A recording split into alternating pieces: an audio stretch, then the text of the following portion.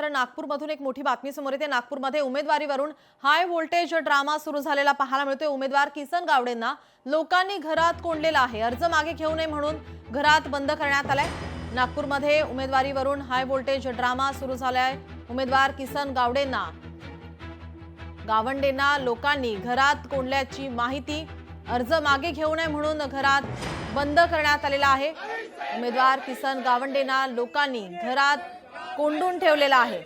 बाहेर लोकांची गर्दी, घोषणाबाजी या ठिकाणी होते। अर्ज मागे घेऊ नये यासाठी त्यांना घरात बंद करण्यात आलेला आहे।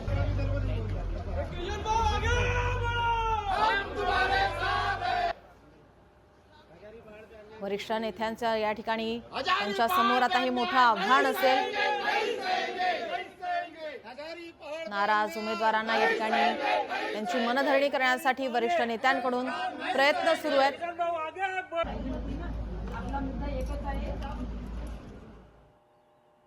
कोल्हापूर महापालिका निवडणूक पारदर्शक आणि भयमुक्त होण्यासाठी तयारी करा। मुख्य निवडणूक निरीक्षक शीतल तेली उगले यांनी आदेश दिलेले आहेत। मतदान आणि मतमोजणी पथकाला विशेष प्रशिक्षण देण्याचे निर्देशही देण्यात आलेले आहेत।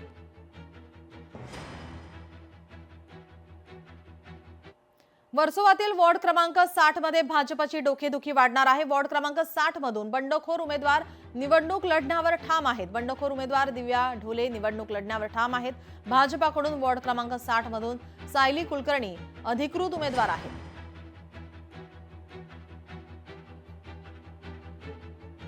पिंपरी चिंचवडमध्ये काळखडक परिसरामध्ये वाहनांची तोडफोड झाली आहे। काळखडक परिसरात 5 ते 7 वाहनांची तोडफोड करण्यात आली आहे। अज्ञातांकडून ही तोडफोड करण्यात आलेली आहे। पोलीस आता या अज्ञात त्यांचा शोध घेत आहेत। काळखडक परिसरामध्ये 5 ते 7 वाहनांची तोडफोड झाल्याची माहिती समोर येते।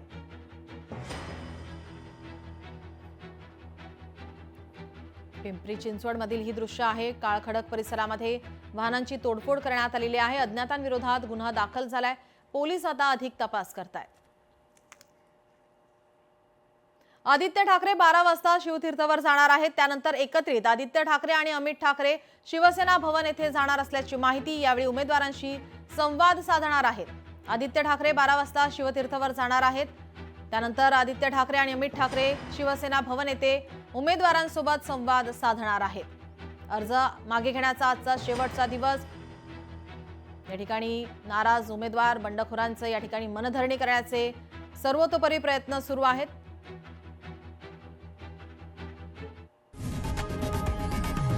लोकशाही मराठी ऐका, पहा, जागरूक रहा।